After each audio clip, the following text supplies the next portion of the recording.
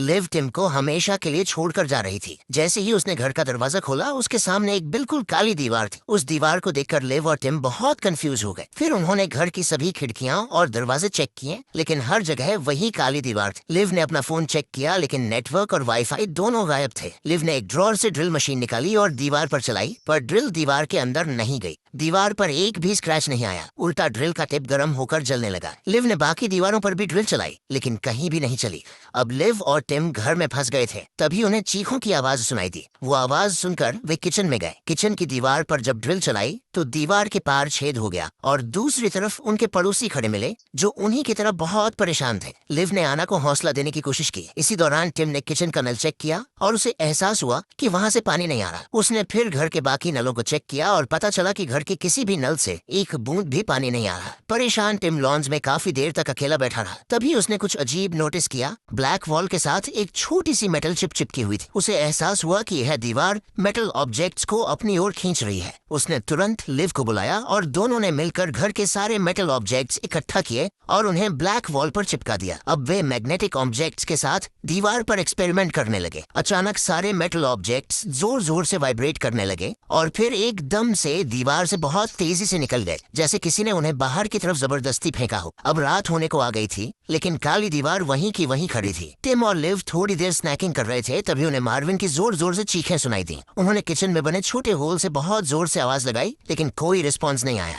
तभी उन्होंने हथौड़ा और ड्रिल से ब्लैक वॉल में एक बड़ा सा छेद बनाया और उस छेद को पार करके अपने पड़ोसी के फ्लैट में घुस गए। घुसते ही उन्होंने देखा कि हर चीज बिखरी हुई थी, जैसे वहाँ कोई जबरदस्त लड़ाई हुई हो। एक कमरे में उन्हें आना खून से लथपथ जमीन पर गिरी हुई मिली। टॉम बाहर निकलने के लिए पड़ोसियों के घर में रास्ता तलाश कर रहा था। तभी उसे स्टोर रूम में एक कुल्हाड़ी मिली। उस कुल्हाड़ी से टॉम ने ब्लैक मेटल वॉल तोड़ने की कोशिश की, लेकिन वह बिल्कुल भी डैमेज नहीं हुई। उसी वक्त लिव के दिमाग की घंटी बजी और उसने एक ठोस प्लान बनाया। उसने सोचा कि अगर दीवार से बाहर निकलना नामुमकिन है तो नीचे से कोशिश करनी होगी। प्लान ये था कि पहले फ्लोर के साथ साथ ग्राउंड फ्लोर को तोड़कर बेसमेंट तक पहुंचा जाए और वहां से बेसमेंट से जुड़े पुराने बंकर, जो अंडरग्राउंड रेल सिस्टम से जुड़े हुए हैं, वहां से भाग निकले। वे अपने प्लान की शुरुआत करते हैं। टॉम कुल्हाड़ी का इस्तेमाल करके लकड़ी के फर्श को तोड़ देता है। फिर वह चादरों को एक साथ बांधकर एक रस्सी बनाता है और नीचे वाले फ्लोर पर उतर जाता है। जैसे ही टॉम नीचे लैंड करता है, मिस्टर ऑसवाल्ड, जो उस फ्लोर के टेनेंट होते हैं, टॉम पर गन तानकर सामने आ जाते हैं और उसे वापस ऊपर जाने की धमकी देते हैं। टॉम उन्हें अपना प्लान समझाता है। पहले तो मिस्टर ऑसवाल्ड उसकी बात पर यकीन नहीं करते, लेकिन जब उनकी पोती लेया उनसे टॉम की मदद करने की गुजारिश करती है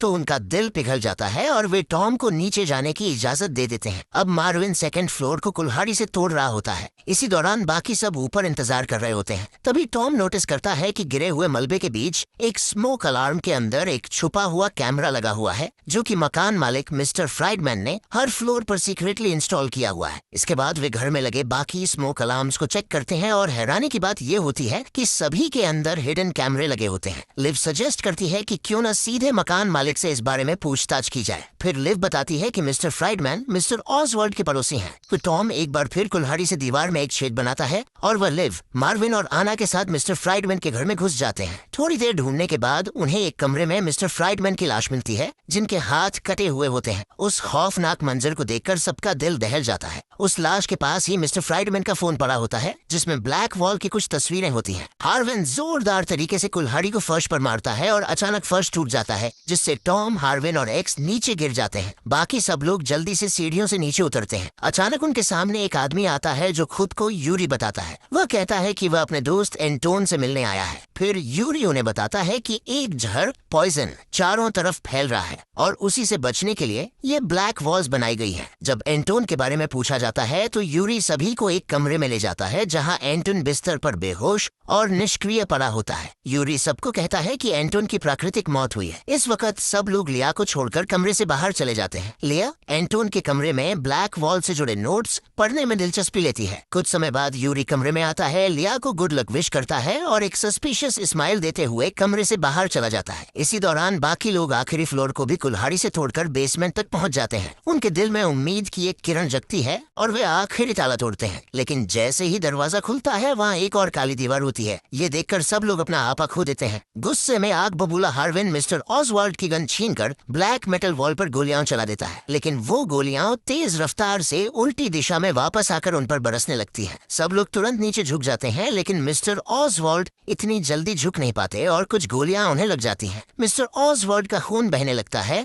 और अपनी पोती की गोद में वो दम तोड़ देते हैं। हार्विन को अपनी बेवकूफाना गलती पर गहरा अफसोस होता है। मिस्टर ऑसवाल्ड की मौत से सबका दिल दुखी हो जाता है। अब सब लोग लाउंज में बैठे होते हैं, थके हुए, परेशान और उम्मीद खो चुके। तभी आना टाइम पास करने के लिए सबसे उनके नियर डेथ एक्सपीरियंसेस के बारे में पूछती है। बातचीत के बीच लिव अचानक बोल पड़ती है कि उसने और टिम ने अपना बच्चा खोया था। ये सुनकर टिम गुस्से में रूम से बाहर चला जाता है। लिव भी उसके पीछे चली जाती है और दोनों के बीच काफी तेज बहस होती है। टिम नाराज होता है कि लिव ने उनकी पर्सनल लाइफ सबके सामने डिस्कस की, जबकि लिव चाहती थी कि टिम इस बारे में खुलकर बात करे, क्योंकि उसे नहीं पता था कि उनकी जिंदगी में अब कितना वक्त बचा है या कल क्या होगा। लिव की बातों ने टिम के अंदर एक नई मोटिवेशन जगा दी और अब वह एक और कोशिश के लिए तैयार था। टिम सबको कहता है कि मिस्टर फ्राइडमैन के अपार्टमेंट की एक और तलाशी लेनी होगी, लेकिन इस प्लान से यूरी बिल्कुल भी खुश नहीं था। वह सबको मशवरा देता है कि टाइम पास करो और बाहर निकलने की कोशिश छोड़ दो, क्योंकि उसके हिसाब से सब बेकार है। तभी लिया एक आइडिया देती है कि एंटोन के ब्लैक वॉल पर बनाए गए नोट्स को स्टडी किया जाए, लेकिन एक बार फिर यूरी बीच में टांग अड़ाता है और कहता है कि वो नोट्स बेकार हैं, उनमें कुछ भी काम का नहीं है। इस बार लिव खड़ी हो जाती है, उसकी बात काट देती है और कहती है कि फिर भी वे लोग एक बार नोट्स को एनालाइज करेंगे। अब लिव और लिया एंटोन के नोट्स को डिटेल में देखना शुरू करते हैं। नोट्स में एंटोन ने ब्लैक वॉल की टाइल्स के पैटर्न्स को बहुत ही बारीकी से ड्रॉ किया होता है, जैसे उनमें कोई हिडन कोड हो। उनके पीछे खड़ा यूरी उनकी हर हरकत को बहुत अलर्ट नजर से देख रहा होता है। इसी दौरान टिम, हार्विन और आना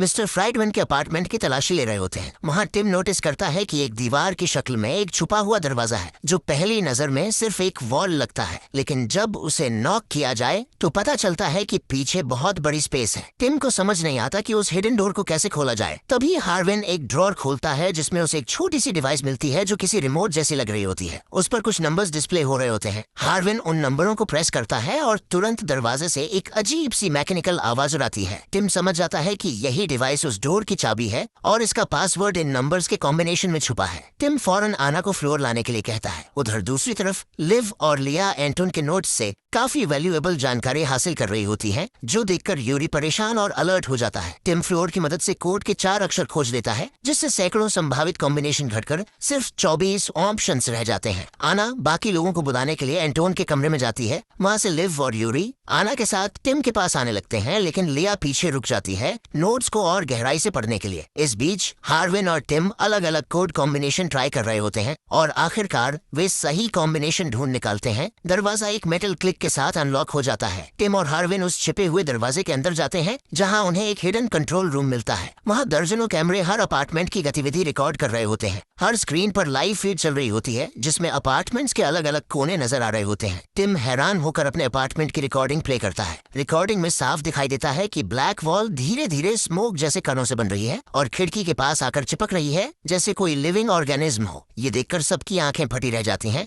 और हार्विन अविश्वास में खो जाता है। उसका चेहरा सफेद पड़ जाता है। उधर एंटोन के कमरे में लिया एंटोन के नोट्स को गहराई से स्टडी कर रही होती है। उसे लगता है कि एंटोन के पास ब्लैक वॉल के बारे में कुछ ऐसा खतरनाक सच था जिसकी वजह से उसकी जान गई। जिज्ञासा के साथ वह एंटोन के लाइफलेस बॉडी के पास जाती है और उसके गले के चारों ओर लिपटे हुए चमकदार लाल स्कार्फ को हटाकर देखती है। स्कार्फ के नीचे गला घोंटने के निशान दिखाई देते हैं। ये देखकर लिया का दिल जोर से धड़कने लगता है। इसी वक्त यूरी चुपके से हिडन रूम से गायब हो जाता है और सीधा एंटोन के कमरे में लिया के पास आकर खड़ा हो जाता है। लिया उसकी अचानक एंट्री से घबरा जाती है। वहीं दूसरी तरफ टिम हिडन कंट्रोल रूम में एंटोन के अपार्टमेंट की पुरानी रिकॉर्डिंग्स चेक कर रहा होता है। रिकॉर्डिंग देखते देखते सबको यूरी का झूठ पकड़ में आ जाता है। एंटोन अपने रूम में नहीं बल्कि लिविंग रूम में कोलैप्स हुआ था। सब लोग यूरी से सवाल करने के लिए पीछे मुड़ते हैं, लेकिन जब वे पीछे देखते हैं तो यूरी वहाँ से गायब होता है। हार्विन यूरी को ढूंढने के लिए बाहर निकलता है। जब हार्विन एंटोन के कमरे में जाता है, वहाँ वह देखता है कि यूरी ने लिया को मार दिया है। ये देखकर हार्विन शॉक में आ जाता है। उधर टिम फुटेज को रिवाइंड करके देखने लगता है। फुटेज में साफ दिखाई देता है कि पहले एक तेज चमकदार लाइट फ्लैश होती है और फिर रोशनी की किरणें विंडो के अंदर आने लगती हैं। इसका मतलब था कि ब्लैक वॉल एक पल के लिए पहले विंडो से हट गई थी। टिम फुटेज को आगे बढ़ाता है और तब एक खौफनाक सीन सामने आता है। यूरी अपने हाथों से एंटोन का गला घोंट रहा होता है। ये सब देखते ही टिम का खून खौल उठता है। वह तुरंत गन उठाता है और यूरी के पीछे दौड़ता है। टिम बिल्कुल सही समय पर वहाँ पहुँचता है क्योंकि यूरी हार्विन को मारने ही वाला होता है, लेकिन एन मौके पर टिम यूरी से भिड़ जाता है और थोड़ी देर बाद हार्विन भी उसे ज्वाइन करता है। दोनों यूरी को जान से मारने ही वाले होते हैं कि तभी लिव वहाँ आ जाती है और उन्हें रोक देती है, ये कहकर कि शायद यूरी ही दीवार को खोलने में उनकी मदद कर सके। ये सुनकर वे यूरी की जान बख्श देते हैं और टिम उसे बेहोश कर देता है। अब लिव एंटोन के कमरे में लिया की लाश के पास उदास सी बैठी नजर आती है। लिव को सांत्वना देने के लिए आना उसके पास आती है। लिव आना से कहती है कि यकीनन लिया के पास ब्लैक वॉल के बारे में कुछ ऐसा सच था जिसकी वजह से यूरी ने उसे मार डाला। आना कमरे में लगे कैमरे की रिकॉर्डिंग देखने के लिए हिडन कंट्रोल रूम में जाती है। उसी समय लिव और टिम उसी कंट्रोल रूम में यूरी द्वारा जलाए गए एंटोन के अधजले नोट्स को देख रहे होते हैं। तभी उन्हें अचानक एहसास होता है कि ये कोई आम दीवार नहीं है, बल्कि इसे खोलने का रहस्य इन्हीं नोट्स में छुपा है। और ये भी कि एंटोन कोई आम इंसान नहीं था, बल्कि एक नैनो डिफेंस कंपनी में काम करने वाला कर्मचारी था। ये बात ब्लैक वॉल के असली सच की ओर पहला बड़ा इशारा थी। अब वे सब यूरी के पास जाते हैं और उसे थप्पड़ मारकर नींद से जगा देते हैं। यूरी मुंह खोलने को बिल्कुल भी तैयार नहीं होता, बल्कि बार बार यही सलाह देता है कि इस दरवाजे को न खोलना ही सबकी भलाई में है, लेकिन टिम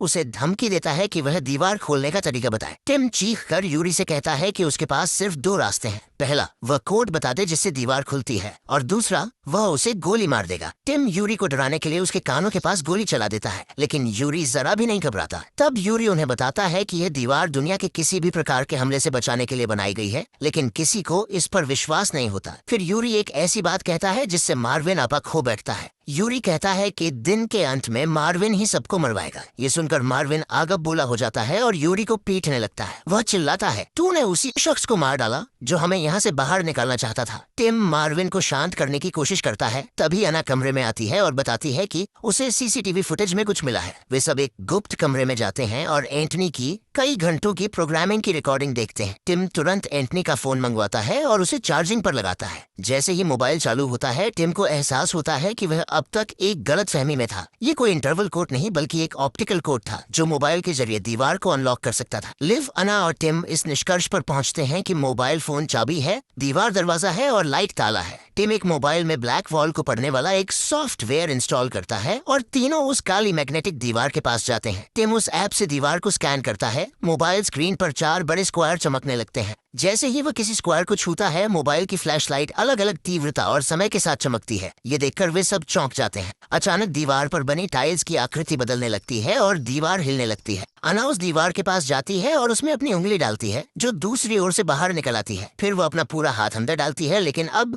दीवार उसकी देह को अंदर की ओर खींचने लगती है। धीरे धीरे दीवार फिर से अपनी पुरानी स्थिति में लौटने लगती है। अना को जोर से लिव, हार्विन और टिम बाहर की तरफ खींचने की कोशिश करते हैं, लेकिन जैसे ही दीवार पूरी बन जाती है, उसका शरीर 2 हिस्सों में बढ़ जाता है। एक हिस्सा दीवार के इस पार रह जाता है और दूसरा अपार्टमेंट के अंदर। ये सब देखकर हार्विन पागल हो जाता है। वह यूरी को गोली मारकर उसकी जान ले लेता है और फिर खुद को भी गोली मारकर आत्महत्या कर लेता है। इसके बाद टिम और लिव एक बार फिर बाहर निकलने की कोशिश करते हैं। वे फिर से उस एप्लीकेशन को दीवार पर स्कैन करते हैं और उन्हें एहसास होता है कि हर स्क्वायर को दबाने पर अलग अलग बार फ्लैश होता है। अब उन्हें समझ आता है कि किस क्रम में स्क्वायर दबाने हैं। यह वे कैमरे में रिकॉर्ड हुई फ्लैश लाइट्स को देखकर जान सकते हैं। टिम और लिव कंट्रोल रूम में बैठकर रिकॉर्डिंग को ध्यान से देखते हैं और दबाने की सही सीक्वेंस खोजने में सफल हो जाते हैं। वे ब्लैक वॉल के पास पहुंचते हैं और जैसे ही बटन दबाने वाले होते हैं, पीछे से यूरी एक बार फिर जोरदार हमला कर देता है। यूरी टिम को चाकू मारता है, जिससे वह दर्द में नीचे गिर जाता है। अब यूरी लिव के पीछे दौड़ता है, जो पुराने टूटे हुए लकड़ी के फर्श पर फिसलकर